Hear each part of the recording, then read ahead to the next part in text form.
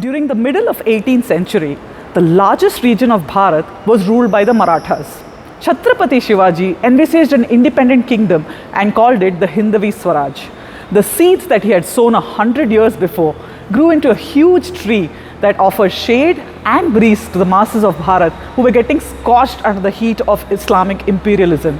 An aggressive expansion was carried forward under the Peshwas, notable of whom was Bajirao Peshwa I. Marathas occupied Delhi in 1757 and their empire reached its zenith in 1760. The Maratha Empire spread from Peshawar, current-day Pakistan, in the west to parts of Kashmir in the north, Bengal in the east and Tamil Nadu in the south. The modern-day Punjab region was under the Sikh missiles. The kingdom of Mysore was under Hyder Ali and his son Tipu Sultan. The south of Malabar coast was under the rule of the kingdom of Calicut called Zamorin and the kingdom of Travancore. They too played a significant role in guarding the long western coast of our country. Let us now zoom out to understand the geopolitical situation of the world. The western and eastern coasts of Bharat had extensive sea trade routes established with the Arabs, the Europeans, the Southeast Asians for more than 5,000 years. Because of this flourishing maritime commerce, there was fierce competition over control of the seas and its different shores. The Mughals occupied large portions of Bharat during the 1500s and failed to recognize the importance of maintaining naval power and sea trade. Around this time, the Europeans started encroaching upon the world via the sea. Why? For three reasons: God, glory, gold. God. The colonizers firmly believed that it was their moral duty to propagate Christianity and convert the native local culture of their colonies.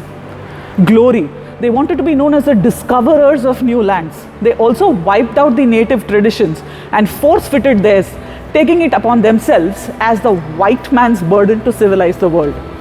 Gold. They entered new colonies in the garb of traders. The underlying motive was to loot the rich natural resources of these lands and bring it back to their land. Spain and Portugal were the earliest colonizers of the world. They were followed by the Dutch, the French, the British, the Danish and the Belgians. In June 1494, Spain and Portugal came to a treaty, the Treaty of Tordesillas. They split the world map into two hemispheres and decided that all the countries to the east of the dividing line would belong to Portugal and those to the west would belong to Spain for them to exploit freely. Now, the Portuguese approached Bharat from the western coast. In 1498, the first Portuguese explorer, Vasco da Gama, set foot upon the soil of Bharat with a small team of 170 sailors. He arrived at Calicut, Kerala, which was a thriving town that was world-renowned for its spice trade. Calicut was under the rule of a powerful Hindu kingdom called Samudri, which the Portuguese coined as Zamorin.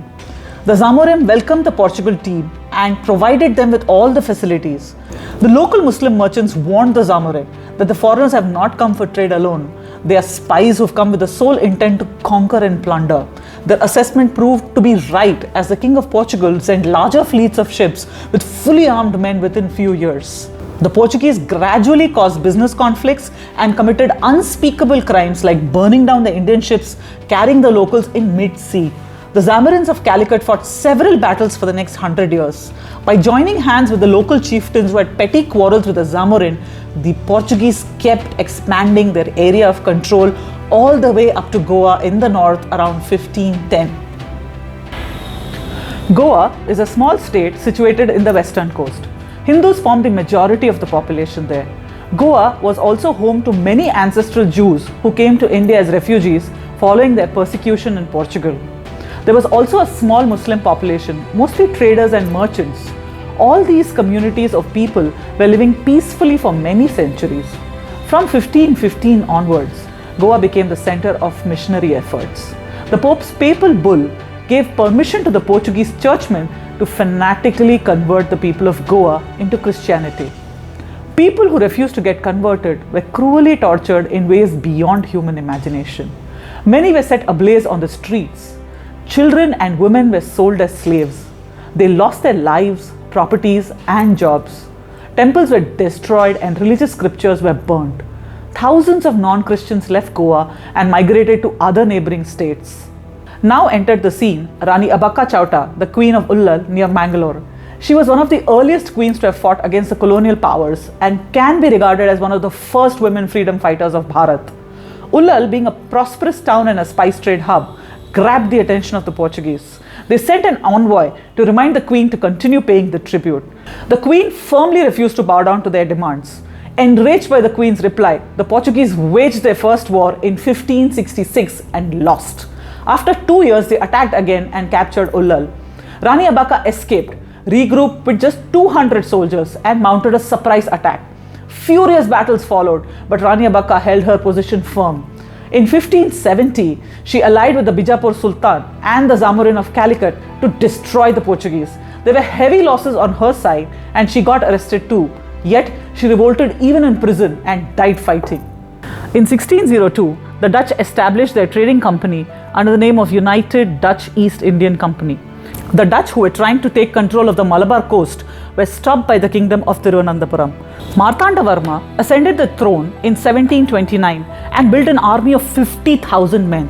He realized that the Dutch power in Kerala stemmed from their flourishing spice trade at the port of Kochi.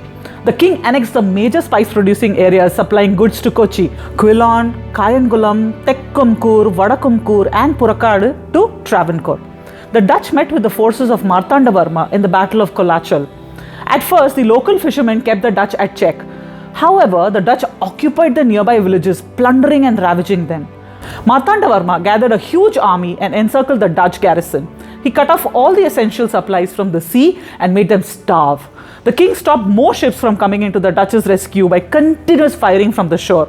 He then bombed the ammunition depot of the Dutch. On 17th August 1741, the Dutch were forced to surrender. The crushing defeat of the Dutch at the hands of Marthanda Varma ended the Dutch hopes on Bharat once and for all.